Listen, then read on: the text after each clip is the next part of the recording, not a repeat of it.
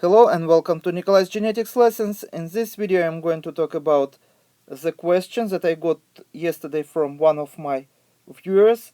And here's the problem: how to calculate the risk for the child of the mother who has a brother with cystic fibrosis and father is Caucasian, where prevalence of this genetic disorder is 1 in 2,500 people.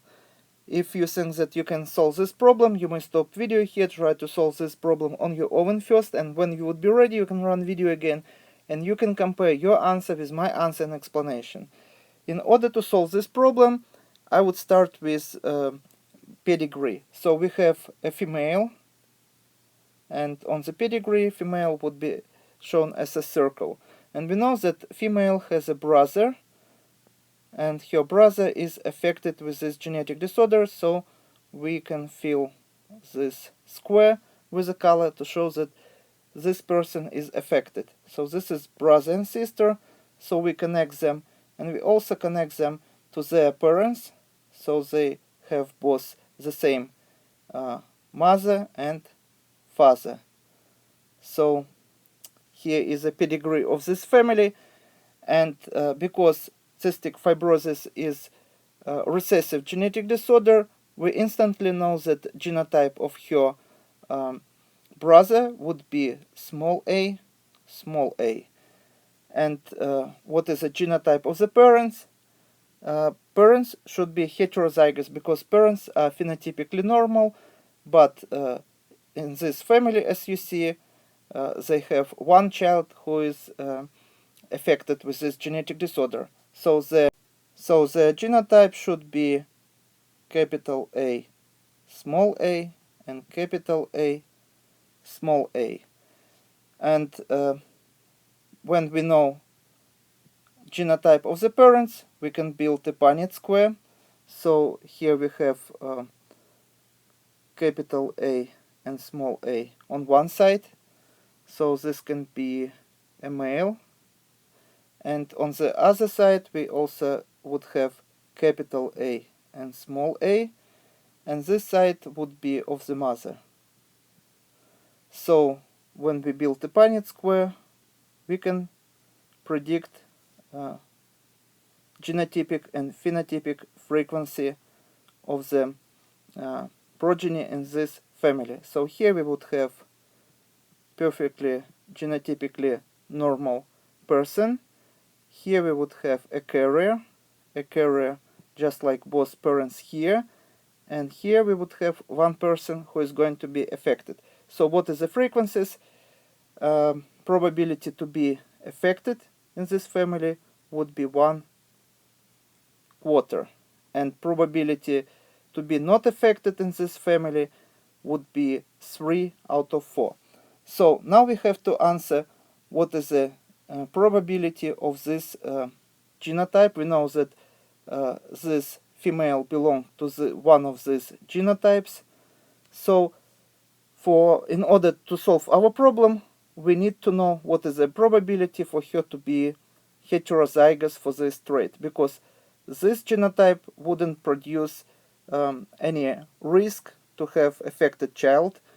So as you see, we can eliminate this probability. She is not affected, so we have to choose her probability between these three variants. So what is her probability to be heterozygous? And as you see, probability would be 2 out of 3.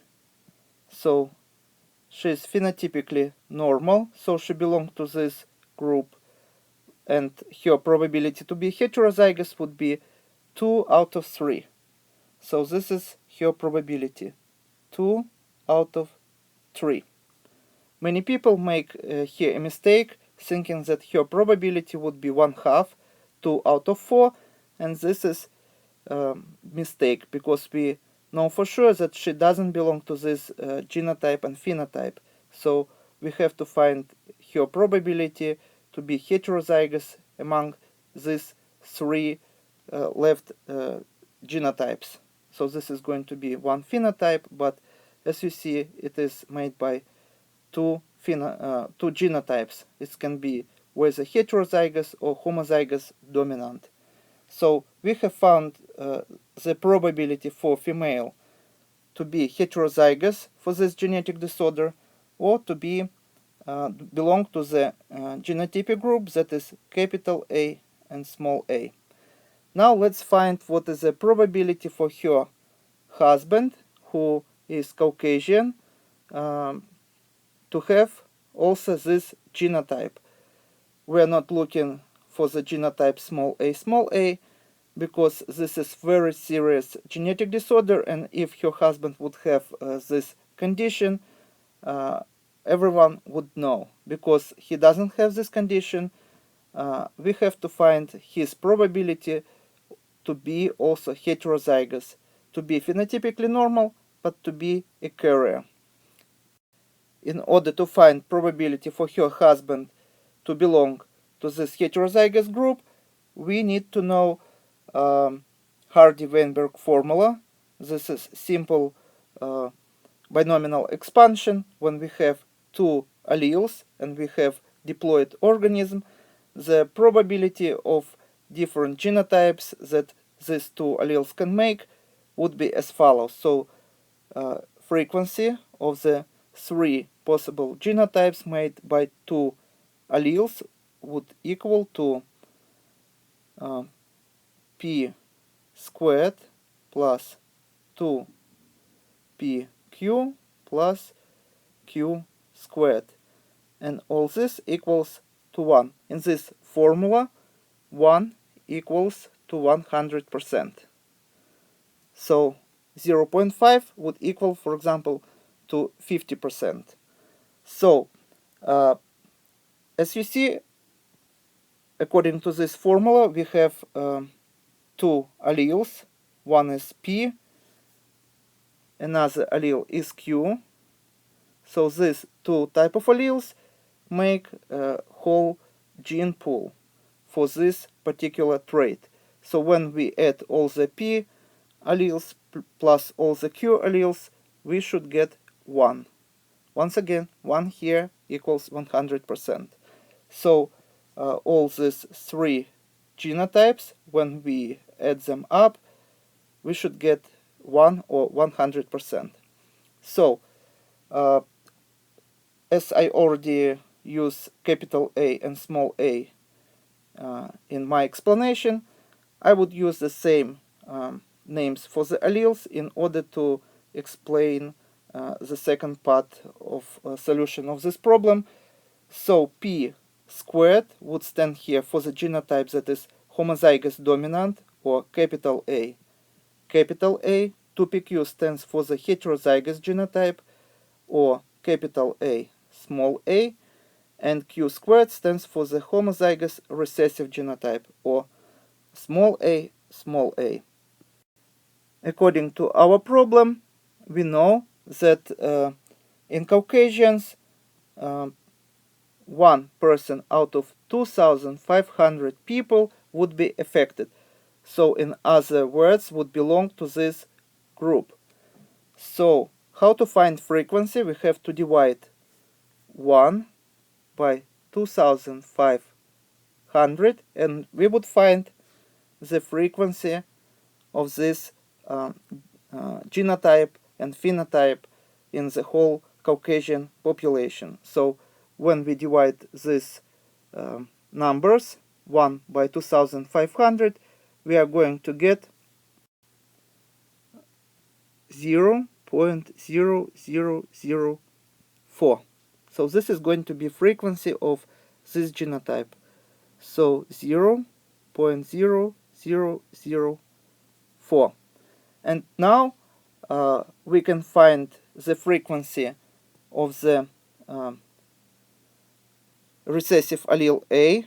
What we should do, we know that Q squared stands for the genotype small a, so homozygous recessive, and in order to find Q, we just have to take square root of this number. So let me clean a little bit space here. So according to our problem, Q would equal to square root taken of 0.0004.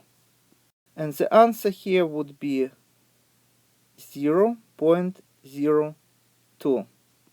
So now we know the frequency of the Q allele. And do you remember this formula?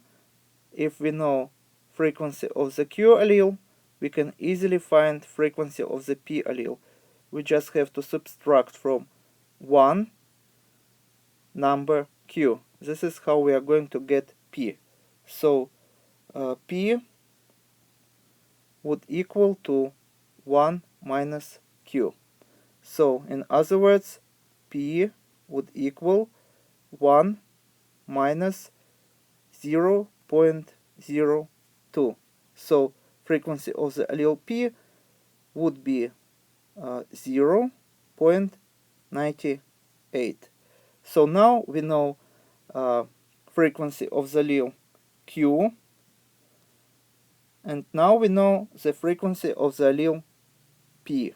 And now we can solve our problem and find the frequency of the heterozygous genotype. So heterozygous frequency of the heterozygous genotype would equal to, so capital A, small a, this frequency of this genotype would equal to 2pq.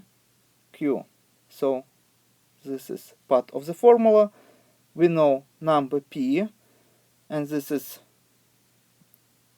would be 0.98, and we know the frequency of the q, and this is 0.02. So the answer here would be 0.394. So this is frequency of the heterozygous genotype. So let me write it here, 0.394. This is frequency of the heterozygous genotype for this trait in the normal Caucasian population. So now we can move to our last step of calculations. So as you remember, the probability for the female to be heterozygous for this trait would be 2 out of 3. So 2 out of 3 would equal to 0.66. So 0.66, this is probability for the female to be heterozygous, and we have to multiply by the probability for her husband also to be heterozygous. So this is probability of her husband, 0.394. So this is male probability to be capital A, small a. But this is not the end of calculations. As you remember, when we have two heterozygous parents, the probability that they would have affected child would be 1 out of 4. So probability for these people to be heterozygous is here, and we also have to multiply by the probability of them to have affected child, that is going to be 1 out of 4 or 0.25. So when we multiply all these numbers, we are going to get number that represent probability of such couple to have affected child. I'm sorry, I missed a 0 here, and I have to put it in my calculations. So the final answer would be that the frequency would equal to 0.006468. And if we need an answer in percentage form, because this answer is given on the scale between 0 and 1, 0 and 1, and if we need an answer on the scale between 0 and 100%, we need to multiply this number by 100. So our answer in percentage form would equal to 0.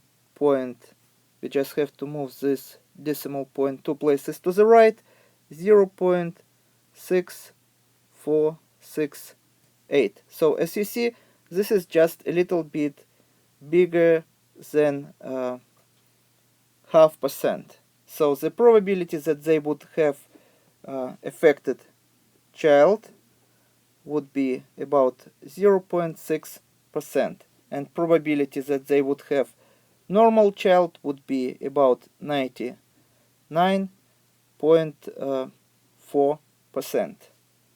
I am rounding numbers, and it's still, I think, a higher risk, but thanks to advance in genetics, nowadays we can tell for sure if parents are carriers of this recessive allele or not. We just have to take a genetic test, and if both parents belong to this risk group who is heterozygous, still such parents might have healthy children. They just have to go through the IVF procedure, and IVF stands for the in vitro fertilization, and when egg cell would be fertilized with a sperm, and when we have risk for the egg cell and sperm to be carriers of this recessive allele, we can perform a test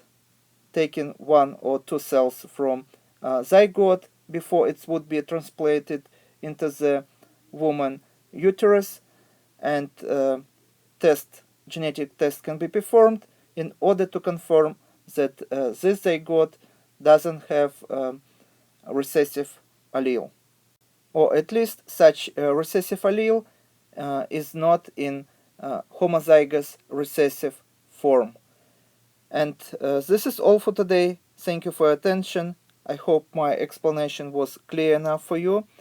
Please ask questions, leave comments if you have any, and see you in the next video. Goodbye.